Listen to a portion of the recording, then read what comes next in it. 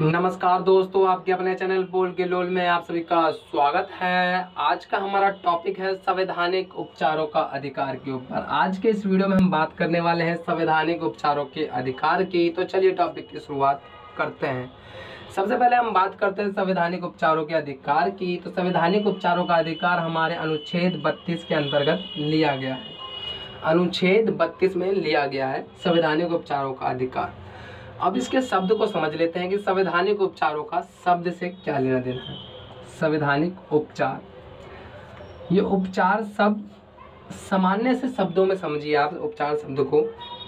जब कोई व्यक्ति किसी डॉक्टर के पास जाता है या चिकित्सा के पास जाता है, कब जाता है?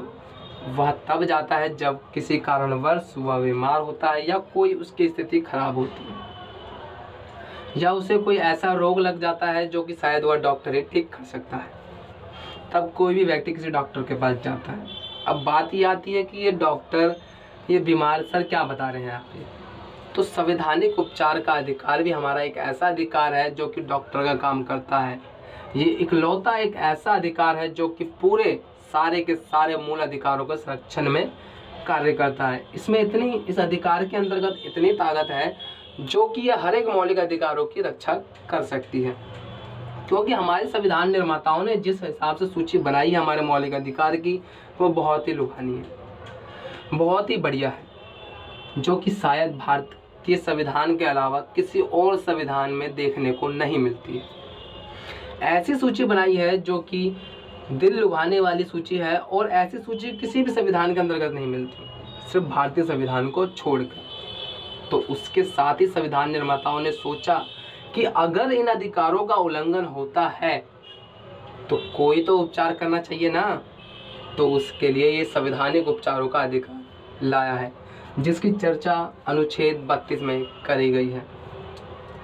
अनुच्छेद 32 के अंतर्गत कहा गया है कि कोई भी व्यक्ति जो कि किसी राज्य के द्वारा कि दुर्व्यवहार का शिकार हो, मूल अधिकार के हनन का शिकार हो, वह इस कैटेगरी में आएगा और वह अपना अधिकार के तहत सीधे सुप्रीम कोर्ट जा सकता है।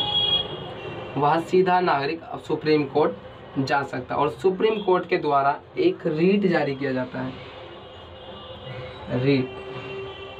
रीट शब्द को समझते हैं क्या होता है रीट जो है सामान्य शब्दों में आप यूँ देखिए कि जाइए आप यह कार्य करिए, जाइए आप यह कार्य करिए, आदेश देना। रीट जो है एक प्रकार का आदेश देना। सुप्रीम कोर्ट के द्वारा रीट जारी किया जाता है, यानी आदेश दिया जाता है। और वो कौन कौन से रीट होते हैं, अब मैं उसकी भी चर्चा करने वाला हूँ एक एक करके। सबसे पहला रीट है हमारा बंदी प्रत्यक्षीकरण का। बंदी प्रत्यक्षीकरण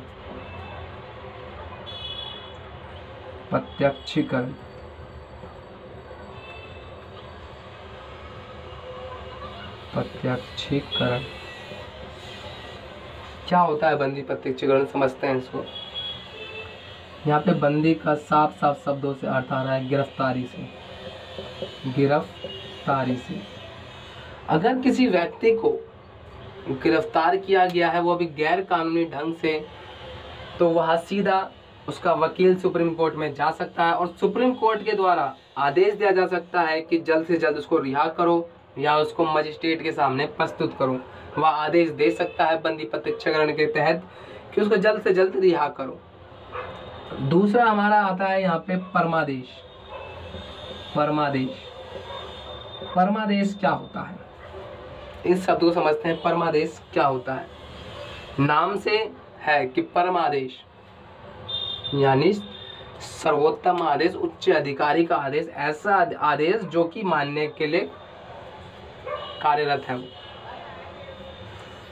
यह आदेश उन पर लागू होता है जो किसी पदाधिकारी किसी अधिकार पे बैठे हुए हैं और वह अधिकार पे बैठ के अपने अधिकारों का हनन कर रहे हैं। साथ में संवैधानिक जो एक नीति बनी हुई है, संविधान के द्वारा एक जो नियम बनाए गए हैं उसका भी उल्लंघन कर रहे हैं और किसी व्यक्ति के मूल अधिकारों का भी उल्लंघन किया जा रहा है उनके द्वारा।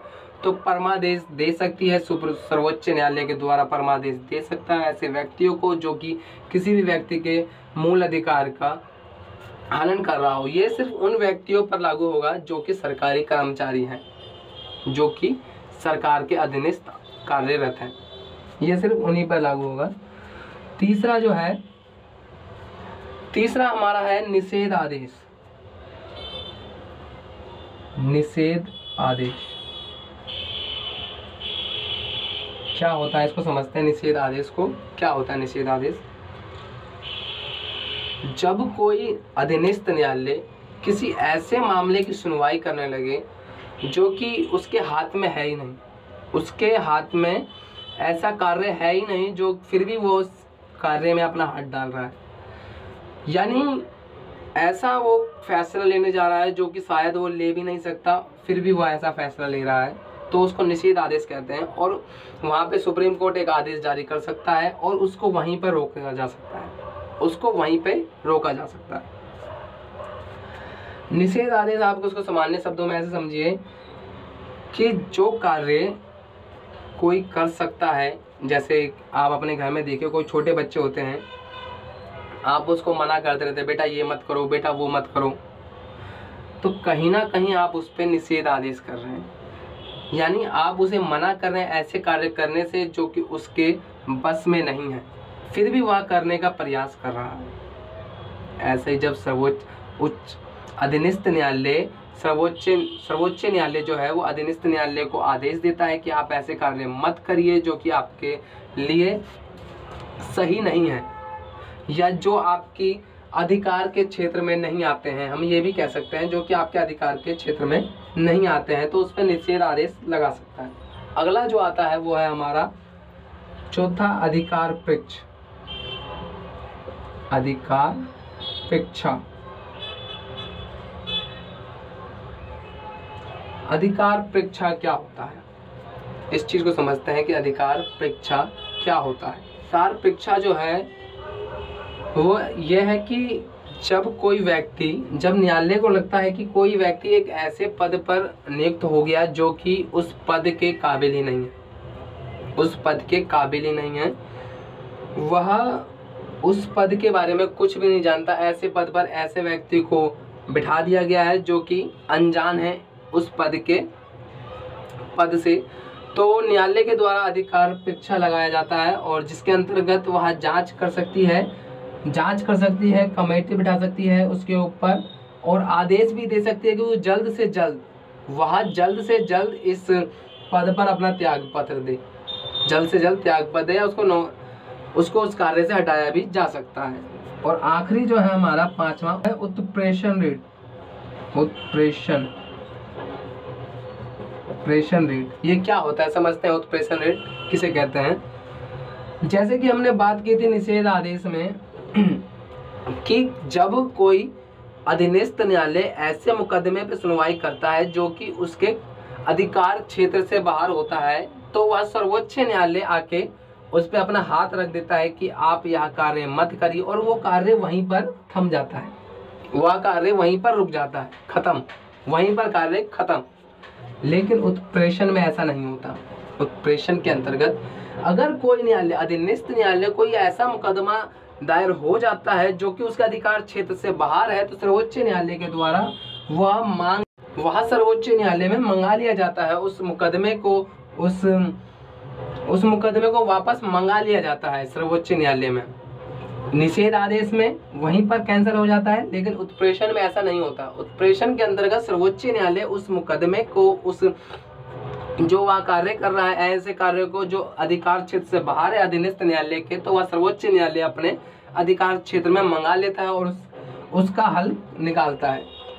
तो ये था हमारा संवैधानिक उपचारों का अधिकार अनुच्छेद 32 के अंतर्गत, जो कि हमने जाना कि सर्वोच्च न्यायालय के द्वारा 5 रीट जारी किए जा सकते हैं संवैधानिक उपचारों के अधिकार में। और ये एक ऐसा अधिकार है जो कि पूरी ताकत रखता है हर एक अधिकारों के संरक्षण में, मौलिक अधिकार के संरक्षण के लिए। यही एक ऐसे अधिकार है जो कि हमारे अधिकारों का पूर्ण रूप से संरक्षण प्रदान करता है। अगर उल्लंघन होता है हमारा मौलिक अधिकार कहीं ना कहीं, तो हम इस अधिकार का प्रयोग कर सकते हैं। तो इसी के साथ आज की वीडियो हमारी खत्म होती है। दोस्तों, चैनल पर नए हैं तो लाइक करें, सब्सक्राइब करें चैनल को, और चैनल को ज़्यादा से ज़्यादा शेयर जरूर करें, क्योंकि अच्छी वीडियो फैलानी चाहिए दोस्तों। ज़्यादा से ज़्यादा फैलाएं ताकि ज़्यादा से ज़्यादा लोगों तक मेरी वीडियो पहुंच सके और ज़्यादा से ज़्यादा लोगों को अनुच्छेद 32 भी पता चल सके। और इसी के साथ हमारा दूसरा चैप्टर भारतीय संविधान में अधिकार की समाप्ति होती है। अब हम बात करेंगे अगली वीडियो में अगले टॉपिक की, जिस पे हम चर्चा करने वाले हैं चुनाव और प्रतिनिधित्व की। अगली वीडियो हमारी आएगी चुनाव और प्रतिनिधित्व पे।